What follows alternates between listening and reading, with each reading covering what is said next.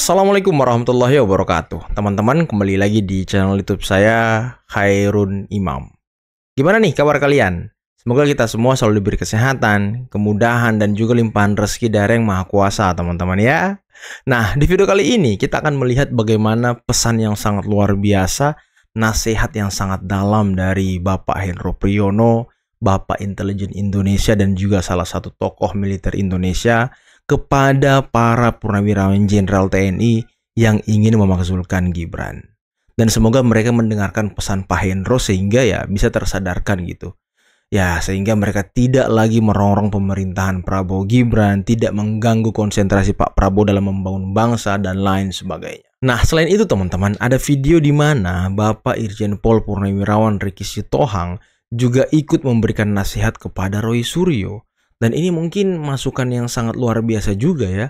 Karena kan kalau kalian ingat kemarin Roy Suryo itu mengatakan 11.000 triliun % kami akan hadir. Tapi nggak mau datang. Nah ini kan membingungkan. Dan ini adalah undangan klarifikasi dari Polda Metro. Sepertinya ini yang kedua deh. Karena kan yang pertama bulan lalu sudah dihadiri oleh mereka. Tapi ya mungkin pemanggilan kedua ini mereka udah nggak mau hadir. Karena ya mendapatkan masukan dan menghormati saran dari kuasa hukumnya yakni Kozinudin, yang dimana ya orang ini sepertinya kosong juga teman-teman ya. Hobi dia ini, hobi kuasa hukumnya ini hanya teriak-teriak, berontak-berontak, ingin mengubah dasar negara kita, mendirikan negara khilafah di Indonesia. Itu jago dia, bukan soal hukum dia nih jagonya nih. Makanya Roy Suryo jangan dengerin nih kuasa hukum Anda si Kozinudin. Kerja dia kan hanya ingin memenjarakan kliennya. Dia tidak pernah menyelamatkan kliennya. Dan ketika kliennya dijemput paksa polisi, nah dia baru teriak-teriak tuh, ngamuk-ngamuk. Kayak orang, ya nggak usah lah kita lanjutin teman-teman. Oke, sebelum kita mulai videonya, jangan lupa like, subscribe, dan share. Dan tanpa perlu berlama-lama lagi, mari kita mulai videonya berikut ini. Saya kebetulan, teman saya Pak Wirawan, Pak Parman, Pak Munggi, kita satu hati. Kita merasa kita udah tua, dan kami merasa bahwa kami nggak lepas dari doa dan juga usaha semaksimal yang masih bisa dikerjakan supaya kalau ada hal-hal yang kita lihat aneh di masyarakat bangsa kita mencari kesalahan kami dulu di mana. Luar biasa. Mudah-mudahan ke depan akan lebih baik. Dan saya amin, juga, amin. Ya, kami ini juga akan mohon maaf lah kepada Presiden, Wakil Presiden, dan pemerintah bahwa kami ini ada di antara yang mungkin membuat atau mengganggu. Padahal beliau udah bilang bergabung atau jangan mengganggu. Ya, saya harapkan kita tidak ada lagi lah yang mengganggu. Biar aja dia bekerja. Kan juga pasti kita udah pilih kok. Presiden, Wakil Presiden kan kita yang pilih. Kemudian saya baca hasil survei dari media yang juga terpercaya seperti kalian ini, 80,1% masyarakat Puas dan senang dengan kinerjanya pemerintah sekarang. Jadi kalau kita ada yang merasa tidak puas, menurut saya kan kita komunikasikan aja nanti. Kalau masih ada yang tidak puas, kita komunikasikan ya kan dengan baik. Tapi kalau kemarin itu sebenarnya Polda Metro ini lucu aja gitu loh, memproses pengaduan dari orang yang tidak punya legal standing. Apa hubungannya orang-orang yang mungkin tergabung dalam gerombolan apa itu namanya rakyat, apa kemudian Pradi berdua, bertiga, berempat, berlima gitu. Kadang emang ngeselin orang ini. Kan ada satu, ada dua, ada tiga. Kan boleh mas orang mencari tahu dan mencari kebenaran. Ya. Kan boleh kan siapa saja kan. Yo, semua orang boleh lapor, tapi kan harusnya kan diseleksi ini lapornya punya legal, paling legal standing. Punya legal standing atau tidak. Anda ini meneliti ijazah Pak Jokowi, legal standing Anda apa gitu? Hanya kata ilmuwan, akademisi. Anda ilmuwan dari mana, Roy? Hah? Ada ilmuwan dari mana sih? Dia ada hubungannya langsung keterkaitan dan peristiwa atau tidak? Kan kalau ada yang menyoal gimana? Mas, kenapa itu apa dasar hukumnya atau apa katakanlah undang-undangnya? Jelas. Undang-Undang Nomor 14 tahun 2008 tentang keterbukaan informasi publik. Ya, itu membolehkan masyarakat untuk membuka orang yang pernah punya jabatan publik. Orang-orang tertentu, Roy Suryo, CS merasa bahwa ada yang harus sampaikan, ya kok datang dong, gentle. Betul, gentle dong. Jangan pada saat berkoar-koar dia bunyi di media, tapi dipanggil nggak mau. Ingat, ini LP. Nanti kalau dia tidak kesempatan yang diberikan pada dia tidak memanfaatkan untuk speak tentang apa yang dia alami, dia ketahui tentang suatu peristiwa itu, nanti akan rugi sendiri. Nah, kuasa hukum ya sebenarnya sebagai seorang kuasa hukum yang benar, ya, seorang kuasa hukum yang benar, loh ya. Kecuali nggak tahu saya kalau kuasa hukum dari Konoha saya nggak ngerti. Kalau dia tahu etika prosedur hukum, kuasa hukum akan menyampaikan kepada kliennya hadir, karena ini wajib hukumnya. Betul. Seketika dia tidak mau mengikuti aturan panggilan daripada pihak penyidik, hati-hati. Berarti secara tidak langsung kamu tidak mau mengcounter, akan saya naikkan ke sidik. Oh, waduh. Ini hukumnya loh ya. Pada saat sudah naik ke sidik, kamu nggak datang, panggilan pertama, panggilan kedua, upaya paksa, upaya membawa. Upaya paksa. Dan jangan salah, pada saat upaya membawa itu bisa saja terjadi penahanan. Wow. Karena kau menghalang-halangi perjalanan daripada penyidikan. Ini biar masyarakat tahu gitu loh. Kalau memang betul-betul pengen mau menegakkan hukum, munculkan saja. Ya hormati hukum supaya ya kan? Adil kan gitu. Betul. Tapi kok berkoar-koar tapi dipanggil nggak mau, emang kok kira ini negara apa? Kau tinggal di mana? Negara Panci. Kau tinggal Pak. di Indonesia. Negara Panci aja dia. Patuhi itu aturan hukum itu. Itu tentang masalah panggilan dari pihak kepolisian ya. Saya masuk. Makanya heran juga teman-temannya, Roy Suryo ini rajin banget ke podcast, ke YouTube, konferensi pers. Ketika dipanggil polisi nggak mau loh. Ini orang ini apaan sih? Emang cuma mau bikin gaduh apa gimana gitu? Tidak mau mempertanggungjawabkan perbuatannya. Lantas bukti-bukti selama ini yang mereka telusuri ya kenapa nggak dibawa ke polisi ya kan? Masukkan bukti baru Anda kalau memang ijazah Jokowi palsu. Ini di media doang dia koar-koarnya. Emang cuma mau bikin ribut orang-orang ini teman-teman. Cuma bikin gaduh. Mau membuat pemerintah itu tidak bekerja dengan baik, mengganggu stabilitas nasional dan lain sebagainya. Pada substansi yang ketiga nih, ini yang agak saya miris yang namanya betor-betor itu loh. Saya sebenarnya udahlah bagaimana ya gitu ya. Tapi karena betor ngomong sudah kebangetan, keterlaluan, saya minta aparat penegak hukum segera ambil tindakan tegas kepada yang bersangkutan nih. Ini sudah provokator. Betul, provokator Pak. Kenapa saya berani mengatakan provokator? Coba dikatakan tuh bahwa ijazah Pak Jokowi di Pramuka setelah itu terbakar pramukanya.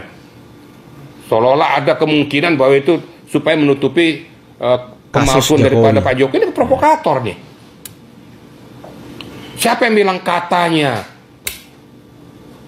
Ini kan nggak benar nih, yang sialnya, ya, yang pada saat diwawancara seorang yang berilmu, tapi coba menggiring daripada si betornya Suryadi ini supaya melakukan speak up yang membuat masyarakat jadi terpecah. Ini segera diambil tindakan tegas nih. Kemudian ada lagi orang-orang yang berkaitan kepada masalah KPU meninggal dunia. Apa maksudnya? Jadi maksudnya yang meninggal dunia ini diracun atau dibunuh. Kalau orang yang berpikir itu kan pasti bisa mengarahkan ke sana. Betul. Nah, saya berani mengatakan ini provokator, nggak benar ini orang. Kau berbicara harus berdasarkan landasan hukum, data fakta, bukan ilmu katanya. Bukan omon-omon. Ini yang perlu sampaikan pada rekan-rekan media. Kemudian masuk kepada perjalanan pada saat gubernur ya. Ini juga nggak benar. Dia coba membelah antara Ibu Megawati dengan Pak Taufik Kimas. Kan diulas di situ, seolah berseberangan. Dia berdasarkan karena berdasarkan survei bahwa Pak Jokowi itu di atas angin. Di sini nggak ada masalah istilah survei, tapi legalitasnya untuk jadi kontestan gitu loh. Walaupun dia surveinya 100, tapi legalitasnya nggak ada, mana bisa. Berarti bodoh dong KPU semua. Dari mulai Solo sampai dengan gubernur bodoh dong. Iya, masa nggak diverifikasi? Kan? Betul. Itu semua tuh diverifikasi, dokumen-dokumen yang mengikat kepada saat pendaftaran itu. Nah, dan ini sudah dijelaskan juga sama Pak Arya Bima, teman-teman.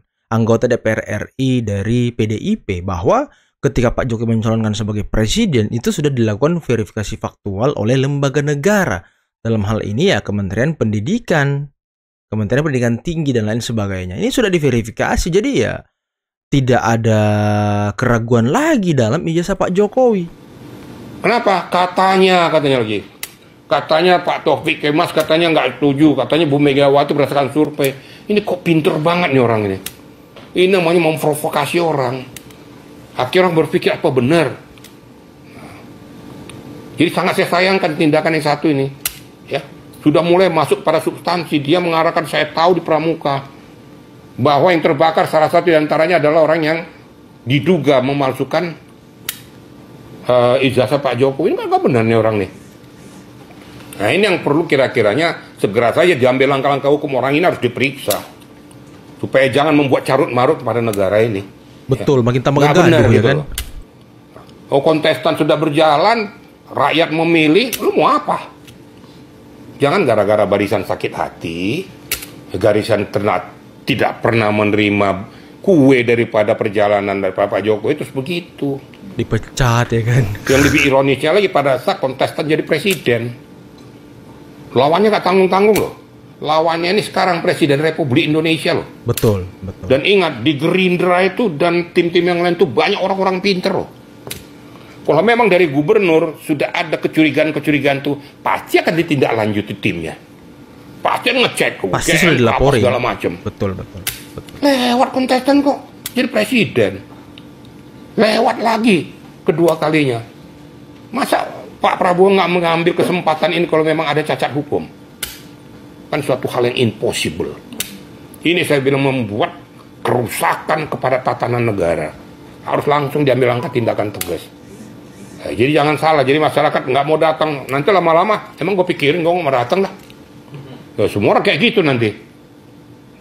Makanya tegakkan hukum itu segera aja ditindaklanjuti. Suka-suka dia aja ini kan Pak. posting terakhir daripada Pak Betor dengan Pak Abraham Samad ini segera ditindaklanjuti. Bahasanya sudah bahasa provokasi. Nah ya, Betor sama Abraham Samad perlu saya juga. ikuti semua, ini provokasi, nggak benar.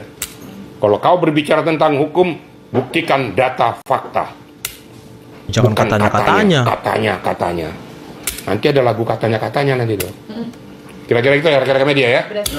Dengan adanya ucapan Betor juga sempat mengatakan bahwasannya meminta Jokowi untuk minta maaf dan juga menyuruh untuk Gibran mundur dari jabatannya saat ini. Berarti itu termasuk juga provokasi. Ya, saya rasa sarafnya perlu diperiksa juga itu. Sarafnya perlu diperiksa dong. Kok lebih pintar kamu dari rakyat dengan KPU? Dia yang harus diperiksa, gitu loh. Gak usah minta maaf. Jokowi minta maaf, Gibran suruh dilengsarkan. Emang siapa lo gitu loh? Muncul baru kemarin suruh minta macam-macam. Dan sedikit agak ada gangguan kali. Gitu. Ada yang gangguan. Diperiksa nih orang ini. Maka saya katakan segera tegas periksa saja. Udah gak bener tuh. Provokasi sudah. Ngaco tuh. Alam berpikirnya di mana sih? Yang kedua lagi, yang mau wawancaranya juga makin gak bener gitu loh. Kok yang diambil orang wawancara yang seperti model kayak ginian? Terus digiring-giring supaya dia ngomong lagi. Itu rusaknya si Betor ini. Waktu dia news terakhir aja ngomongnya udah belepetan juga. Keluar lagi ilmu katanya tuh. Maksudnya memang sedikit agak kenceng saya ngomong tuh. Udah kesel, udah dongkol lihat kelakuannya tuh. Betul Pak, udah gede. Kok nggak pernah memberikan edukasi kepada masyarakat? Justru membuat masyarakat terpecah. Kita negara kesatuan Republik Indonesia, jangan dikotori oleh manusia-manusia ini. Ada apa kok di balik ini? Kok memperlakukan seperti itu? Harusnya kalau kita memang sudah ikhlas, ya, mendudukkan si Pak Prabowo dengan Gibran, sudahlah, dukung sajalah. Betul, biarkan bekerja. Sudah berjalan secara konstitusional. Ya. Ngapain kok bikin carut marut, bikin rusak aja negara ini? Kalau kok nggak puas dengan kepemimpinan beliau-beliau ini, kok pindah negara panci di sana. Pindah negara panci, Pak. Kok pindah di sana atau masuk ke daerah yang sedang perang di Ukraina sana. Betul. Situ aja kau. Ngomong kok banyak-banyak di situ. Itu saking dongkol sudah ngomong. Kesel udah berkali-kali diingatkan manusia-manusianya tuh. Sabar, Pak. Sabar, deh. Sabar, Pak. Yang sialnya orang-orang yang mengawal itu orang-orang berilmu gitu loh. Ingat loh, orang sudah berbicara tentang nuklir, uranium. Nih di Indonesia bicara ijazah, perusakan rumah ibadah, gak karu-karuan, ngaco semua tuh. Ini yang perlu kira-kira betul-betul difilter benar. Jadi menurut hemat saya supaya jangan terjadi apa-apa lagi, segera periksa saja. Segera periksa. Nggak mau datang, naikkan saja sidik. Nggak mau Jemput datang lagi, paksa. bawa langsung upaya paksa. Jemput paksa. Ada KUHP yang mengatur. Itu kira-kira ya. Irjen masih ngomongin ijazah buatan Pasar Pramuka nih, menyeret nama mantan wakil menteri Mendes.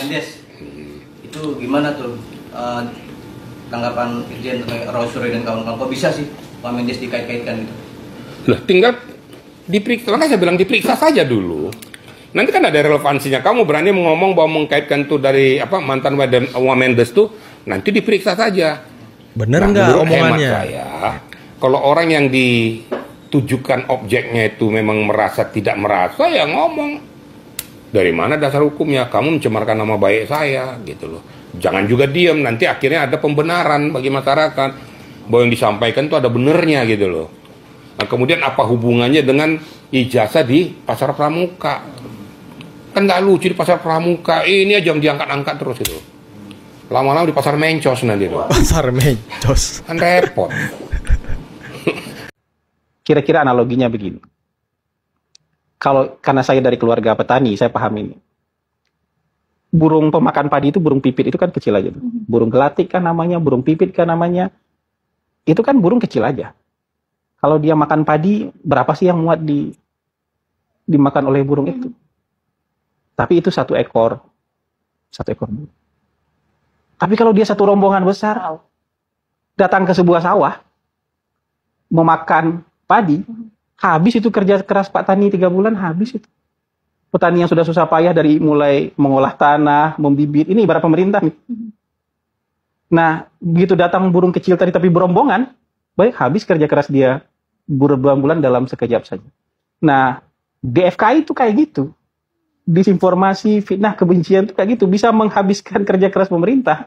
Pemerintah udah kerja keras, tapi ada banyak disinformasi, kebencian dan fitnah yang datang kayak burung makan padi di sawah itu, kecil, tapi banyak. Makanya petani itu punya strategi, biasanya ada naruh tali-tali, tapi ada kaleng-kalengnya. Kalau ditarik dia bunyi berisik. Itu perlawanan petani untuk mengusir burung-burung yang bisa menghabiskan kerja keras dia tadi. Nah, pemerintah tentu harus punya mekanisme kayak gitu juga. Yang awalnya mungkin kita bersandar pada ada aturan main, ada code of conduct, ada konsensus di ruang digital, tapi mungkin juga banyak orang yang nggak peduli soal itu, nggak takut soal itu. Jadi mereka masuk aja ke sana, dimakanin aja padi itu. Mau habis deh gitu. Mau pemerintah mau kerja sebagai apa ya, pokoknya kita habiskan dengan disinformasi, fitnah dan kebencian sehingga terdegradasi. Atau terganjal, atau malah bisa digagalkan program pemerintah. Makanya pemerintah juga mungkin kedengarannya agak sedikit berisik nanti, karena narik kaleng tadi itu. Narik kaleng itu supaya juga sadar bahwa nggak begitu. Kamu nggak bisa seperti itu, ya pemerintah. Makanya kita juga ada cek fakta kan. Ya, berbagai kanal pemerintah sekarang juga melakukan cek fakta supaya apa? Mungkin akan menimbulkan berisik, mungkin akan menimbulkan bunyi-bunyi yang. Tapi kita harus lakukan itu supaya apa? Supaya orang sadar bahwa dia tidak boleh seenaknya menyebar disinformasi, fitnah, dan kebencian. Toh kanal cek fakta yang dari PCO juga ada yang meributkan kemarin kan. Tapi memang harus begitu kayaknya. Harus agak sedikit berisik supaya ada apa? Pemerintah juga punya tempat untuk menjaga legasi hasil pembangunan dia. Supaya apa? Supaya tidak habis dalam satu malam. Tidak habis dalam 1 jam, 2 jam dimakan oleh serombongan burung yang yang mungkin kelihatan kecil, tapi ketika mereka berombongan bisa menghabiskan kerja keras selama 3 bulan petani. Hari ini kita saksikan bagaimana kemudian narasi pemakzulan Mas Gibran ini cenderung dipaksakan. Bahkan kalau saya boleh mengambil sedikit saja kesimpulan, apa yang disampaikan oleh Ayahanda Sunarko tadi cenderung subjektif. Tidak punya kapasitas lah, tidak punya kemampuan lah, tidak punya kompetensi lah. Ini kan pandangan, perspektif. Kita boleh tentunya memiliki perspektif dan pandangan yang berbeda. Kita tentu boleh memiliki pandangan dan juga perspektif yang berbeda. Kalau dikatakan kami ini nasionalisme tidak bisa diragukan, agak sulit Bang Karni untuk bisa mengatakan kami ini lebih nasionalisme dibanding kalian. Kami ini lebih patriotis dibanding kalian yang mendukung wakil presiden. Rasanya narasi itu yang terlalu naif ya kan, Bang Karni. Pernyataan itu kurang lebihnya sama seperti kami ini lebih suci di hadapan Tuhan bagaimana kita bisa mengukur keimanan kita masing-masing. Nah teman-teman, itulah tadi video yang sangat luar biasa, di mana pesan yang sangat dalam dari Bapak Hendro Priyono kepada para purnawirawan jenderal. Ya udahlah, kita jangan mengganggu pemerintahan Pak Prabowo Gibran, jangan mengganggu konsentrasi dari Pak Prabowo untuk membangun bangsa. Karena sekarang duet Pak Prabowo Gibran itu sangat keren teman-teman. Pak Prabowo sedang gencar-gencarnya membangun hubungan geopolitik dengan bangsa lain, dengan negara lain, hadir di konferensi-konferensi internasional dari negara satu ke negara lainnya, dan Mas Gibran sibuk terjun ke masyarakat dari satu daerah ke daerah yang lain. Jadi ya semuanya berjalan gitu, geopolitik jalan, dalam negeri jalan. Dan kemarin ketika Pak Prabowo ingin berkunjung dan bertandang ke Arab Saudi, ya Pak Prabowo kan sempat membisikkan sebuah pesan rahasia kepada Dasko dan juga Mas Gibran. Dan wah, ini yang menjadi pertanyaan besar, kira-kira pesan rahasianya apa gitu. Nah, selain itu, Sekjen Gibranku juga sudah menjelaskan dengan sangat baik dan membuka mata dari purnawirawan ini kalau jangan merasa paling nasionalis gitu. Jangan mudah mengukur nasionalisme seseorang. Jangan ngomong Anda mantan TNI, kemudian Anda paling nasionalis daripada kami, ya kan? Nggak menutup kemungkinan juga kami lebih nasionalis gitu daripada Anda. Nah, inilah yang tadi disoroti oleh Sekjen Gibranku. Dan juga pesan yang sangat luar biasa dari Bapak Irjen Pol Purnawirawan Ricky Sitohang mengenai ya penolakan Roy Suryo atau ketidakhadiran Roy Suryo dalam undangan klarifikasi dari Polda Metro. Dan kalau nggak salah Pak Ricky juga mendesak UGM agar segera angkat bicara karena ini kan sudah simpang siur kemana-mana nih beritanya. Kalau perlu UGM laporkan juga Roy Suryo biar mingkem dia, biar nggak bikin gaduh lagi bangsa kita teman-teman. Agar ya ruang-ruang publik kita tuh sehat lagi. Dan seperti nasihat dari pesan dari Kepala PCO, Kantor Komunikasi Kepresidenan, ya kita harus berhati-hati terhadap DFK. Karena DFK ini yang bisa merusak tatanan bangsa kita, bahkan mungkin bisa memecah belah kita teman-teman. DFK ini adalah hal yang harus kita lawan, harus kita perangi. Karena ya senjata orang untuk menyerang sekarang ya memang DFK teman-teman. Itu senjata paling ampuh. Apalagi di framing sedemikian rupa sehingga orang bisa percaya dengan DFK ini. Nah, ini yang harus kita perhatikan dan harus kita jaga bersama. Jangan sampai kita mudah percaya dengan framing-framing sesat jahat dari oknum-oknum tertentu. Dan mungkin cukup sekian dulu video kali ini. Jangan lupa like, subscribe, dan share videonya. Akhir kata, billahi taufiq wal hidayah. Wassalamualaikum warahmatullahi wabarakatuh. Bye-bye.